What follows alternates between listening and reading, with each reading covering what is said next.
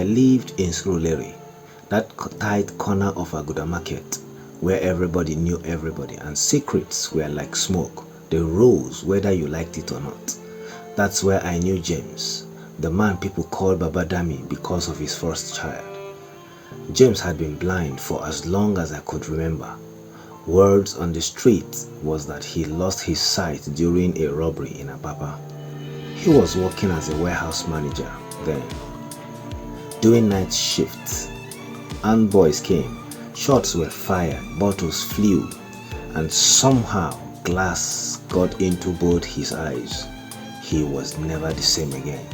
His wife Emma was a nurse, quiet woman, always looked tired, always walked first. She used to hold his hands to church, even spoon-feed him at parties. People would say, "God bless that woman, she's a real wife." But life, life has many faces. It started the day James came back from that church healing crusade. Some powerful prophet came to the stadium at Teslim Balogun, shouted about miracles of the eyes.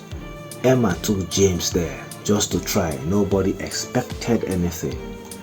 But the night after that crusade, while they all slept, James felt sensations in his eyes. Then his eyes opened. He woke up, saw the bulb on the ceiling, saw the fan turning, saw his wife sleeping beside him. For 20 years he saw nothing, and suddenly everything was clear. Blurry at first, but gradually became cleared. James didn't make noise. He didn't even blink twice. When his eyes opened and the blood faded into color, the first thing he felt wasn't joy, it was fear. Imagine waking up to see the world you'd only touched for 20 years, and it looks nothing like you imagined. He sat there, chest thumping. Everything he thought he knew, even the house, felt like a stranger. He got up and walked to the mirror. Carefully, slowly, he didn't need his cane. When he saw himself, he almost collapsed. His hair had turned almost completely gray. His once broad shoulder had shrunk. "I have aged like a forgotten radio," he whispered. He could have screamed, woken Emma, called Dami, told the whole street, but no. Instead, he crept back into bed, closed his eyes tight, and pretended. Because something in his spirit whispered, "Look first, speak later." And so, from that night on, James became two people: the blind man everyone saw, and the man who saw everything in silence. The next few days, James moved like a ghost in his own home. He did everything as usual, fumbled for the soap, tapped his cane against furniture, tilted his face to listen, but secretly he was watching. Every noise suddenly had a face. The creaking ceiling, the neighbor's child's cry, the cockroach that ran across the kitchen tiles, all visible now. He noticed small things first. The calendar on the wall was outdated by 3 years. The family picture had been taken out of the sitting room. Emma's wedding ring was missing from her finger. She still bathed him, fed him, tied his shoelace, but her face never met his. She had gotten used to being in control. He was no longer her partner, just another chore. At night, she turned to the wall and sighed in her sleep. James watched her, eyes open in the dark. The silence between them was no longer comfortable. It was loud, deafening, in fact. One evening, he saw her take a call. She went outside to speak in hushed tones. When she returned, she smiled too much, offered him food twice, kissed him on the forehead like a child. James sat there, nodding, but his gut twisted. Something had changed. He just didn't know what yet.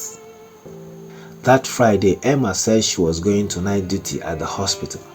"Emergency roster," she said, zipping her bag. Don't wait up, eh? James nodded. God go with you, he said. She kissed his cheek and left, but she didn't take her white nurse uniform, just jeans and a brown jacket. James waited 15 minutes, then stood up. No cane, no fumbling, just silent footsteps and a pair of sharp eyes. He followed her down their street into a keke. He caught the next one and followed. She stopped at a filling station along Ikorodu Road, walked to a dark corner near the fence, and handed a brown envelope to a man in a hooded sweatshirt. James sat inside the keke, heart pounding. The man didn't speak. He took the envelope and walked away. Emma waited, then took out her phone and dialed. James leaned forward, his ears buzzed. She spoke in low tones. Yes, as agreed, and he suspects nothing. James returned home before her. She came in around midnight, smelling of cheap air freshener and with puffed eyes. Work was mad, she sighed, throwing her bag on the chair. One patient almost died on me. No rest. James nodded slowly, sitting by the window. She went to the kitchen to warm leftover jollof. The next morning, while Emma was still asleep, James crept to her handbag. Inside, he found the wrapper from the envelope. It had a seal from a private courier services in Lekki. He opened her phone, but the screen was locked with a new code. He sighed.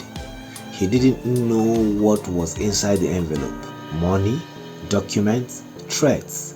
But what he knew for sure was that his wife, the woman who nursed his wounds and tied his shoes, was hiding things.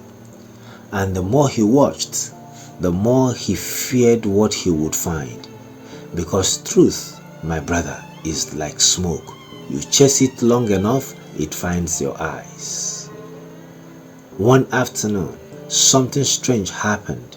James was sitting blindly, of course, by the window, pretending to listen to the street sounds. Hawkers shouting pure water, children playing football, a bus conductor cursing in the distance. Then he saw him, a man, tall, clean-shaven, dark-skinned, wearing white canvas shoes and a fitted green shirt. He stood across the street pretending to make a phone call, but his eyes were on the house, on their house. James blinked, holding his breath. The man had never come around before, not even during the old days when neighbors used to visit often. He didn't approach, didn't say a word, just leaned on a pole and watched for nearly 30 minutes. Then he walked away slowly, blending into the traffic. That night, James didn't sleep. His thoughts chased each other in circles. Who was the man? Why was he watching the house? And most importantly, was Emma aware? The next morning, he waited for her to go to the market, then searched the house. He checked under the mattress, behind the wardrobe, even inside the kitchen cabinet, where old files were stacked in a biscuit carton. That's where he found it, an old receipt, courier services. The same Lekki address. The sender's name was Miss E. Adesua. The recipients, just GS. No surname, but what made James's blood run cold was the note attached to it. Deliver personally. No mistakes. James sat back on the cold kitchen floor, the receipts shaking in his hands. No mistakes. He knew something was rotten. The question was, how deep did the rot go? That night, Emma came back late. She looked irritated. The market bag in her hand was half empty. She said something about tomatoes being too expensive and went straight to bed. James didn't speak. He was sitting in the parlor, watching the blank TV screen with dead eyes. But inside him, fire was growing. He waited till she fell asleep. watched her turn on her side, mouth slightly opened. Then he crept to the parlor and pulled out a tiny recorder, one he had secretly bought through Dami's old friend who worked at the computer village. He hid it under the table, then another in the kitchen, one more near her handbag corner. He needed proof, words, secrets, whispers. The next morning, after she left for work, he replayed the audio. Most of it was silence, clicking plates, fans spinning, but then a voice, low, sharp, Emma's, talking on the phone. I'm tired, yes, very tired. Another pause. No, he's still in the dark, literally. Laughter, quiet, bitter. James's hand clenched, his breathing changed. She was talking about him. Another voice came in, a man's, distorted by the poor signal. All James could make out was next move, finalize before he finds out. That was it. The recording ended. James sat still, jaw clenched, so tight it hurt. James decided to play along. At breakfast, he asked questions like before, pretended to knock over his cup, asked her to describe the new wrapper she was wearing. She laughed and said, "You, this blind man, always asking about fashion." But her laugh didn't reach the eyes. Later that day, he asked her to check a boil on his back. He said it had been itching. She hesitated. "Okay," she said, dropping her phone. "Lie down." James did, shirtless, on the bed. She came with gloves, rubbed balm, said softly, "It's nothing serious, just skin reaction." He nodded. But what shocked him wasn't her response. It was the way she gently covered his back again and whispered to herself, thinking he couldn't hear. If only he knew. She left the room. James didn't move. He stared at the ceiling fan until the blades blurred. Everything she did now had two meanings: what she showed him and what she hid. That night, as she cleaned the living room, he watched her from the bedroom door. She danced slowly to Asha's Bibanke on the radio, her hips swaying, face calm. For a moment, James almost believed she was still the woman he loved, until her phone buzzed. She glanced at it, frowned, and walked straight outside to pick the call again. James followed quietly, and this time he heard everything. She stood behind the generator shed outside, thinking she was alone, but James was 10 feet away, hiding in the shadow of the compound wall. "No, he won't last long. I see it in his eyes. He is tired. His body is weakening. He won't survive it. I just need the final document. After that, he will be handled." James's legs weakened. Handled? He pressed himself harder against the wall. The call ended.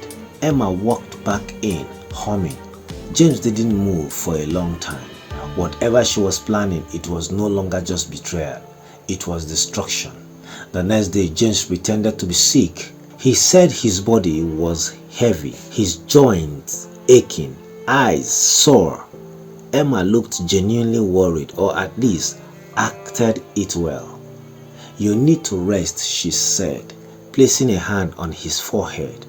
"I will get you some herbal tea." He nodded weakly. When she left to get the tea, he used the time to search the room. Inside her makeup box, behind the curtain rod, then jackpot, a small wooden box hidden beneath a pile of old wrappers in her wardrobe. He opened it. Inside was a folded document.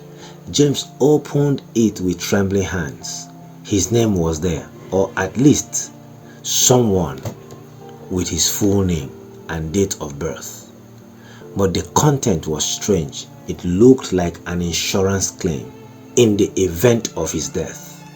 Fully signed, stamped. James dropped the paper. He sat on the bed, his throat dry. This wasn't about cheating anymore. This wasn't even about money. This was about removing him silently, legally. and everything she had done, every smile, every spoon of soup, every kiss on his cheek was part of the act.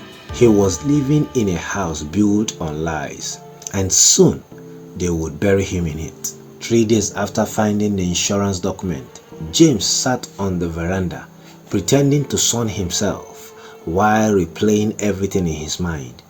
Then, without warning, there was a knock at the gate.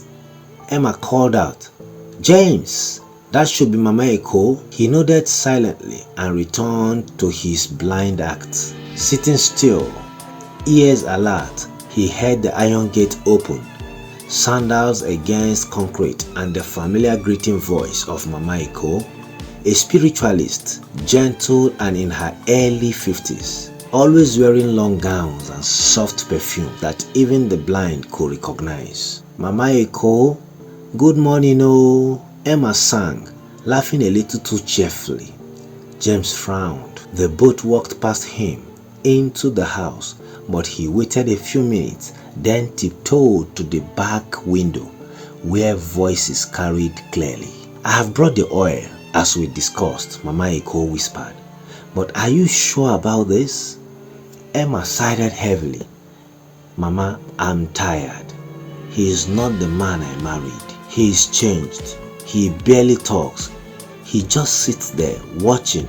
"He's been through a lot," Mama Eko replied, hesitant. "Why not take him to see someone again? Maybe it's just trauma." "No, Mama. The doctors have tried. He refuses help. And this time, I don't think it's his eyes that are blind. It's his soul." She laughed dryly. Mama Eko hesitated. "This oil is for healing, not harm." "I know, but even healing can lead to peace for both of us," she replied. James nearly gasped. His chest tightened. She was planning something spiritual now, and involving spiritual people. He stepped away quickly, barely unable to breathe. The woman he once thought was his rock, his helper, had turned his survival into a quiet negotiation. He had to act fast because now both heaven and earth were closing in on him. That evening, as Emma prepared beans in the kitchen, James sat outside under the neem tree beside their compound, listening to the neighborhood kids play. That was when Junior, their neighbor's teenage son, strolled up, tall for his age, with skinny legs and a habit of chewing toothpick. "Uncle James," he said casually, "you dey okay?" James smiled. "I dey manage." Junior looked around before lowering his voice. "Uncle, abeg no vex." James blinked slowly. Junior leaned closer. "Uncle, I no tell anybody, but the woman wey dey with you, Auntie Emma, I see her one day with one man for inside car. I no dey look o, I just dey pass to go buy gala." James looked at him. "Where you see them?" he asked. "Close to that small estate, them park near one uncompleted building." "Did she see you?" Junior shook his head. "No." He handed James a small paper. The paper fall, na envelope. I just say make I carry am. James opened it later that night. On it was a strange name, Gideon Solutions Ventures. No address, just initials, GS. The same GS from the courier file he found earlier. James's hands trembled. Everything was connected, and if a 16-year-old could see what he had missed, it meant he had stayed blind for far too long. 2 days later, James faked stomach pain so Emily could go to the pharmacy. As soon as she left, he dialed a number printed on the courier slip he had kept hidden. It rang twice before someone picked. "Hello, Gideon's Solutions," the voice said professionally. "Calm, male." "Yes," James replied, trying to disguise his voice. "I was told to call regarding a private contract. The reference is E.AM992. Silence. Then the voice said sharply, "Who gave you this code?" James hesitated. "I just need to know what it is for." The line went dead. He called again, switched off. Within an hour, he saw a strange car drive by the house. Slowly, silver, no plates in front, just a dark windshield. It passed 3 times. James stepped back into the house, heart pounding like talking drums. By evening, Emma returned, smiling too much. "You feeling better?" she asked, handing him drugs. James nodded, much better. That night, he went through her bag again. While she showered, he found a flash drive hidden inside her purse lining. The next day, when Emma left for choir practice, James took it to cyber cafe. What he found on it made his knees buckle. Documents, photos, messages, transactions, all connected to Gideon's solutions, and all pointing to one mission: surveillance, manipulation, and erasure. The final line of the document reads, "Subject unaware of origin. Objective is maintenance until expiration. Do not alert or activate further." Subject: James. James's world tilted. Unaware origin? What did they mean by that? He wasn't just being watched, he was part of something he had no memory of. And Emma was not just a lying wife, she was a handler. James returned home shaking. He avoided her eyes all evening, pretending to sleep early. But when she finally drifted off beside him, he crept into the bathroom and locked the door. He stared at the mirror long, hard. For the first time in weeks, he studied his own face, the lines on his forehead, the scar on his left chin, his eyes no longer blind but red-rimmed with fear.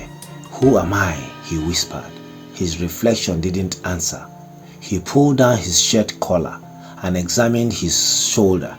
There, hidden under his flesh, a faint scar, circular, surgical. He touched it, pressed it.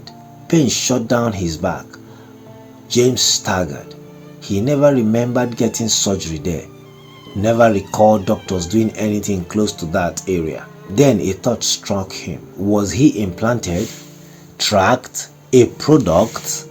The document, the courier note, the phone call, the teenager's warning, everything pointing to one horrifying truth. He was never just a victim of blindness. He had been made blind on purpose by someone who needed him not to see the truth. Emma was just the beginning. That night it rained. A thick Lagos rain, heavy, angry, drumming on zinc like war songs. James was driven in and out of sleep when a knock came at the front door.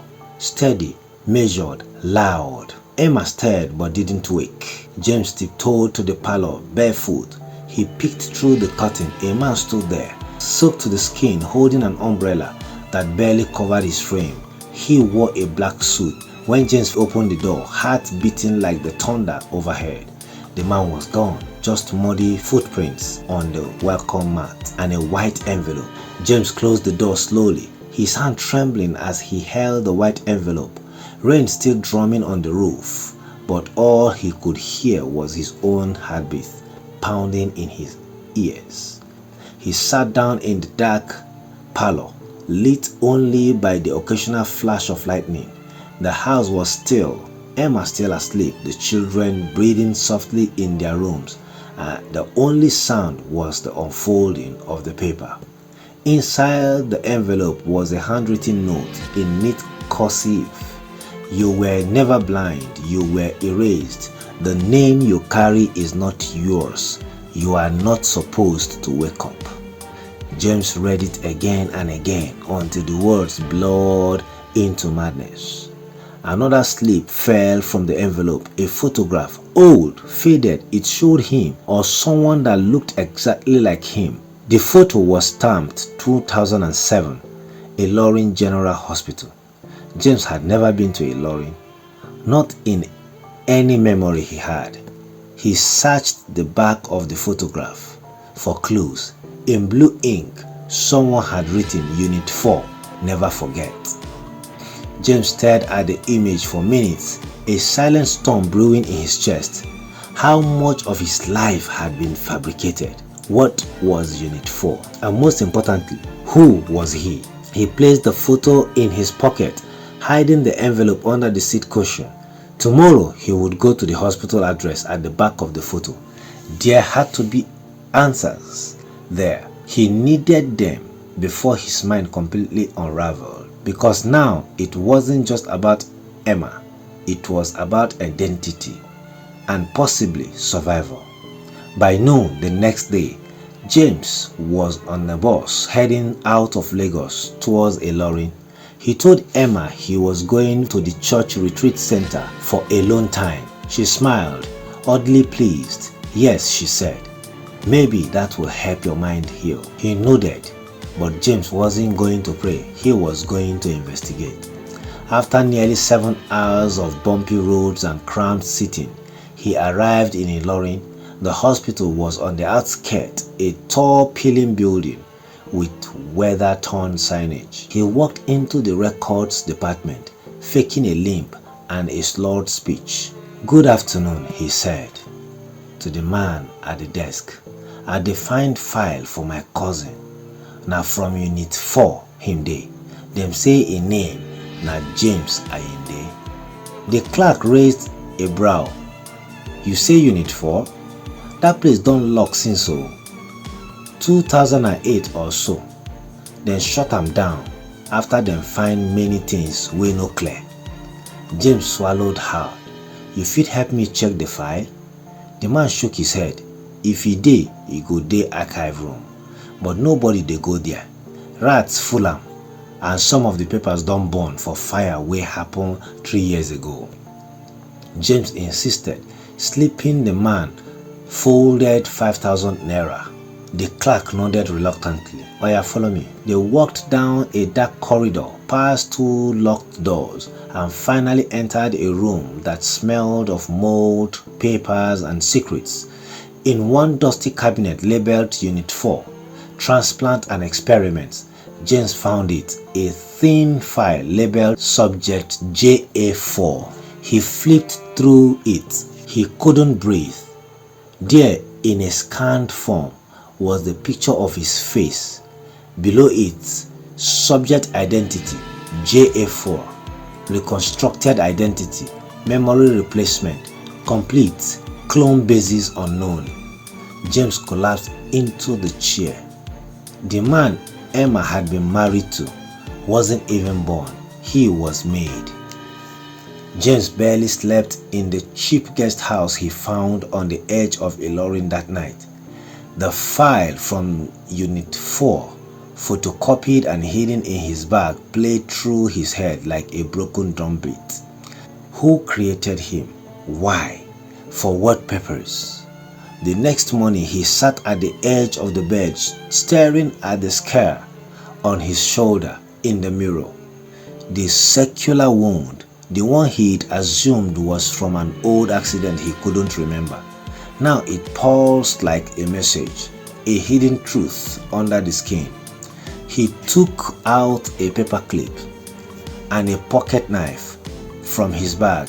It was stupid, desperate, but he needed answers.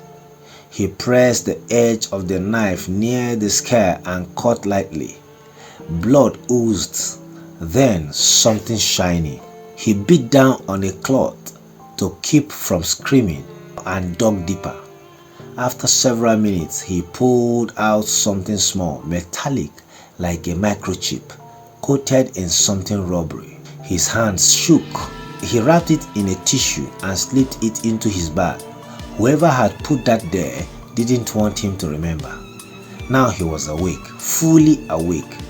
When James returned to Lagos, he didn't speak for 3 days. Emma tried to act normal, even affectionate, but her touch now made his skin crawl.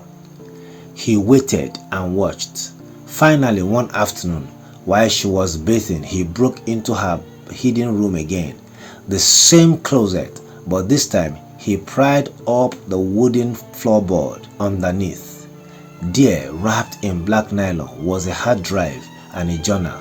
The journal was older than the first one, handwritten, detailed. Page after page revealed communication logs, updates on Subject JA4, and instructions from something called the Rebirth Initiative. There were even meetings with the name Dr. Abishola Sonny, the surgeon who had worked on him as a project. He copied everything onto a flash drive and returned everything before Emma emerged. That night, he stared at the sling. He wasn't just being lied to, he was being managed, possibly replaced. 1 week later, it happened. A breaking news story aired on Chadek TV. Rescued victim found in abandoned building. Man claims memory loss, says he was taken years ago. The man looked tired, pale, scared, but it was him. It was James, the real James. Same face, same voice, different soul. And the man watching from behind the curtain finally understood. He was not James. He was the lie.